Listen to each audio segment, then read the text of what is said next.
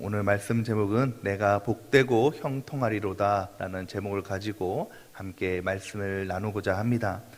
사랑하는 성도 여러분, 2022년 새해가 밝았습니다. 어렸을 때는 참 새해가 시작되면 참 뭔가 기대가 되고 뭔가 소망이 아주 막 넘쳤던 것 같아요. 이제 새해가 시작되어서 뭔가 놀라운 일이 일어날 것 같고 참 새 일이 일어날 것 같아서 참 기대에 찼던 기억들이 있습니다. 근데 이제 한 해 한 해 나이가 들어가다 보니까 별로 새해에 대해서 기대가 없는 거예요. 새해가 매년 예년 같고 또 작년 같고 그래서 별로 새해가 기대가 되지 않는 것입니다.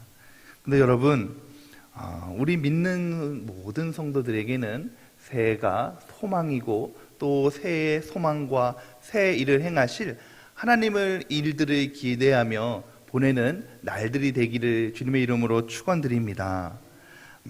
믿지 않는 사람들에게는 그날이 그날 같고 그 해가 그 해 같지만 우리에게는 날이 새로워질수록 새 일들이 일어나고 새 은혜와 또 새로운 축복들이 우리에게 주어지시기를 주님의 이름으로 축원드립니다. 여러분, 오늘 말씀 1절에 보면 바로 그런 삶을 살아가고 있는 우리 성도들에게 말씀하고 계시죠. 우리 1절 말씀을 함께 읽겠습니다. 여호와를 경외하며 그의 길을 걷는 자마다 복이 있도다. 여러분, 그렇습니다. 우리는 믿지 않는 성도들과 사람들과 달리 우리 믿는 성도들은 우리 일상 가운데 우리 삶 가운데 하나님께서 함께 하시고 또 하나님께서 부어주실 은혜를 기대하면서 경외하면서 그 길을 걸을 때 하나님께서 우리에게 복을 주신다라고 말씀하고 계십니다. 그렇다면 여러분, 하나님께서 어떤 복을 우리에게 주실까요? 첫 번째는 바로 산업의 복입니다. 우리 2절 말씀을 함께 읽겠습니다. 내가 내 손이 수고한 대로 먹을 것이라. 내가 복되고 형통하리로다. 내가 손대는 것마다, 내가 수고하고 애쓰는 것마다 잘되고 풍성해지는 복을 우리에게 주신다라고 말씀하고 계십니다. 여러분, 다른 사람이 할 때는 안 되는 것이 하나님께서 함께 하시고 하나님께서 주신 그 길을 걸어가는 자에게 수고한 대로, 우리가 애쓴 대로 그 결과물을 받을 수 있도록 하나님께서 복을 주신다라고 말씀하고 계시죠. 사랑하는 성도 여러분, 바라기는 올 한 해 내가 맡은 곳에서 나의 기업 가운데서 수고하고 애쓴 만큼 그보다 더 풍성한 은혜가 우리 가정에 또 우리 모든 심령에 또 사업장에 넘쳐나기를 주님의 이름으로 축원드립니다. 그래서 오늘 말씀에 보니까 그 사람의 복을 우리에게 허락하여 주신다라고 말씀하고 계시죠. 두 번째는 우리에게 새해에 우리가 함께 걸어갈 때에 주님의 길을 경외하며 걸어갈 때 주시는 복은 가정의 복입니다. 우리 3절 말씀을 함께 읽겠습니다. 3절입니다. 내 집 안방에 있는 내 아내는 결실한 포도나무 같으며 내 식탁에 둘러앉는 자식들은 어린 감람나무 같으리로다. 아멘. 여러분, 아무리 우리가 사업이 잘 되고 산업의 복을 받는다고 할지라도 여러분, 우리의 가정이 무너져버리고 내 자녀들이 잘 되지 않으면 그건 복이라고 할 수가 없는 것이죠. 오늘 말씀해 보니까 하나님께서는 산업의 복과 더불어 가정의 복을 우리에게 주신다고 하십니다. 여러분, 우리의 믿음이 우리의 자녀들에게 이어져서 자녀들이 하나님 앞에 건실하고 하나님께 사랑받고 또 사람들에게 사랑받을 때 그 얼마나 우리에게 큰 복이 되고 은혜가 되겠습니까? 여러분, 이것은 우리 뜻대로 우리 힘으로 되지 않는다는 것이죠. 여러분, 아무리 내 자녀지만 내 아내지만 내 남편이지만 여러분, 내 마음대로 내 뜻대로 할 수가 있습니까? 그렇지 못한다는 거죠. 아무리 내 자녀라고 할지라도 내 마음대로 내 계획대로 되지 않는 것입니다. 그러나 나는 내 자녀들을 온전히 돌볼 수 없고 그 일토서 일거서를 다 함께 할 수 없지만 하나님께서 우리의 자녀들을 보호하시고 하나님께서 우리 자녀들을 도와주셔서 돌보아 주셔서 우리 자녀들이 복을 받고 사랑받고 존중받는 은혜가 우리에게 임하게 된 줄 믿으시기 바랍니다. 그러므로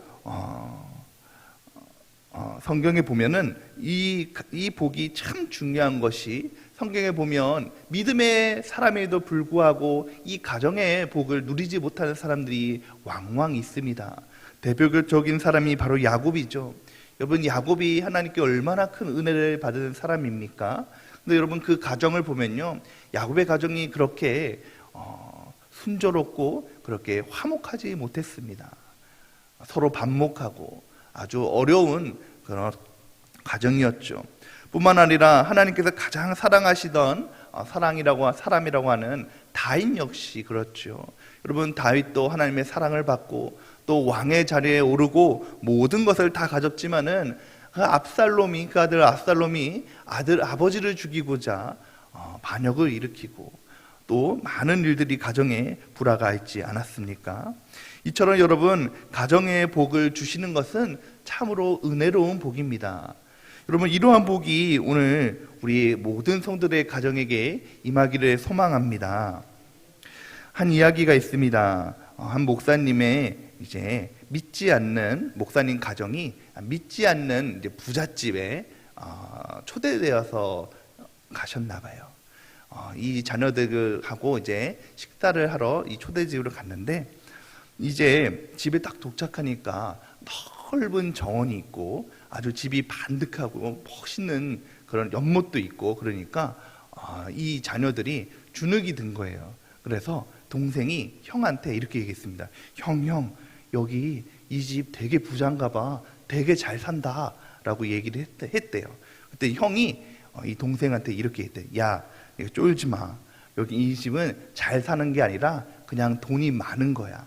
잘 사는 거는 하나님 믿는 우리가 잘 사는 거야. 이렇게 얘기했다는 것입니다. 여러분, 그렇습니다. 아무리 돈이 많고 아무리 모든 것을 가진다고 할지라도 가정 안에 불화가 있고 서로 반목이 있으면 그것은 복이 아니라는 것이죠. 반면에 하나님 말씀 가운데 바로 서고 믿음의 유산이 있는 그 가정이 복되다는 것입니다. 사랑하는 성도 여러분, 바라기는 올 한 해, 올 새해 정말 이러한 복이 우리 모든 가정마다 넘쳐나시기를 주님의 이름으로 축원드립니다. 세 번째는 교회의 복입니다. 우리 5절 말씀을 함께 읽겠습니다. 5절 말씀입니다. 여호와께서 시온에서 내게 복을 주실지어다. 너는 평생에 예루살렘의 번영을 보며. 오늘 말씀해 보니까 시온, 예루살렘이라고 말씀하고 계십니다. 이 시온과 예루살렘은 바로 하나님이 계신 곳을 말씀하고 계시죠. 여러분, 하나님이 계신 곳은 바로 교회입니다. 바로 교회가 축복의 근원지인 줄 믿으시기 바랍니다. 교회를 통로를 통해서 하나님께서 우리에게 복을 주시고 또 은혜를 주신다는 것이죠. 교회에서 바로 에스겔서를 보면은 이제 성전에서 생명수가 솟아나옵니다. 그리고 이 생명수가 흘러나와서 이제 강을 이루면서 물길을 닿는 곳마다 살아나게 되고 열매를 맺게 되고 풍성해지는 것이죠. 여러분, 그와 같이 교회가 그런 역할을 한다는 것입니다. 교회를 통해서 하나님께서 베풀어 주신 그 은혜가 복이 흘러나게 되고 그 말씀과 그 복을 임하는 자마다 크게 은혜를 누리는 삶을 살아갈 수가 있다는 것이죠. 그러므로 우리는 교회를 사랑해야 되고 또 예배를 사모해야 되고 모이기를 힘써야 된다는 것입니다. 사랑하는 성도 여러분, 우리가 2년 동안 코로나 때문에 모이기를 주저하고 또 예배를 온전하게 드리지 못했습니다.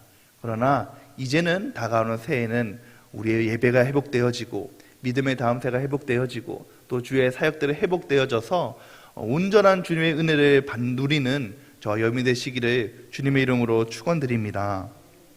여러분, 한 여자 집사님이 참 교회를 열심히 나가셨대요. 이제 자녀들과 같이 나가는데 남편만 나가지 않았다는 것입니다. 이 집사님이 열심히, 여자 집사님이 잘 나가니까 남편이 하루는 불러서, 아니 왜 그렇게 교회를 열심히 다니냐고, 교회를 다니면 뭐가 좋은 게 나오냐, 떡이 나오냐, 이렇게 얘기를 했다는 거예요. 그랬더니 이제 유치원 다니는 그 딸이 아빠, 교회 다니면 진짜 떡이 나와. 교회 다니면 선물도 줘. 그리고 하나님이 복도 주신대 라고 얘기했다는 것입니다. 그 말하는 모습이 이 아빠의 눈으로 봤을 때 너무 깜찍해 보였나 봐요. 그래서 이 딸이 아빠도 함께 교회 같이 갔으면 좋겠어 라는 그 말에 한 번 교회를 갔는데 그 교회 간 것이 이어지게 되어서 같이 구원함을 받게 되었다는 이야기가 있습니다. 사랑하는 성도는 그렇습니다. 교회가 복인 줄 믿으시기 바랍니다. 우리가 교회에 모여서 예배드리고 또 찬양하고 말씀 듣는 것이 복인 줄 믿으시기 바랍니다. 그러므로 올 새해에는 우리가 더욱더 모여서 하나님의 말씀을 사모하는 마음으로 예배에 참여하고 또 예배 가운데 나아가시는 저와 여러분이 되시기를 주님의 이름으로 축원드립니다. 여러분, 이처럼 하나님과 동행하면서 또 하나님을 경외하는 자들에게 산업의 복을 주시고 가정의 복을 주시고 교회의 복을 주신다라고 오늘 말씀을 통해서 말씀하고 계십니다.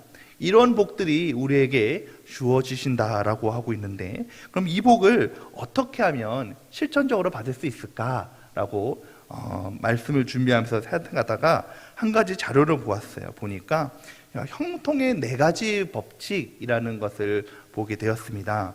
여러분, 형통의 4가지 법칙이라는 것이 있는데, 첫 번째는 망각의 법칙이라는 것이 있대요. 잊으라는 것이죠. 담임 목사님께서 이제 송구 영신 예배를 통해서 잊는 것이 은혜라는 것을 말씀하셨습니다. 여러분, 그렇습니다. 우리는 예수 그리스도를 믿음으로 말미암아 새 사람이 된 줄 믿으시기 바랍니다. 이전의 것은 다 지나갔다는 것이죠. 이전의 미움과 이전의 죄성과 이전의 아픔들은 다 지나갔다는 것입니다. 옛것에 매이지 말고 이제 잃어버리라는 것이죠. 이제 지난 2021년은 다 지나갔습니다. 여러분, 다가오는 새해에는 정말 소망으로 기대함으로 주님께 나아가시는 저와 여러분이 되시기를 주님의 이름으로 축원드립니다. 두 번째 형통의 법칙은 바라보는 법칙이라는 것입니다.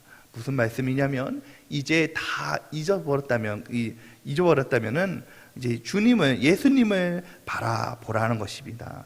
무엇을 하든 어떤 일을 하든 항상 주님을 바라보고 주님의 얼굴을 대면하면서 모든 일을 행할 때에 주님께서 그 일을 이끌어 주시고 복되게 하시고 풍성하게 해 주신다는 것입니다. 세 번째 법칙은 언어의 법칙입니다. 여러분, 우리 입술 가운데 하나님께서 권세를 주셔서 선포되는 그 모든 말씀이 능력이 있는 줄 믿으시기 바랍니다. 그러므로 여러분, 말하는 대로, 기도하는 대로, 선포하는 대로 되어지는 것이죠. 여러분, 만나는 사람마다 더 축복하고 또 하나님께 더 열심으로 기도하고 또 선포할 때에 하나님께서 그 모든 말들을 믿음으로 온전하게 이루어 주시고 되어지는 역사가 오늘 우리에게 일어나기를 주님의 이름으로 축원드립니다. 마지막은 형통의 법칙은 실천의 법칙입니다. 말씀도 듣고 여러분 배웠다면 그것을 행동하는 것이죠.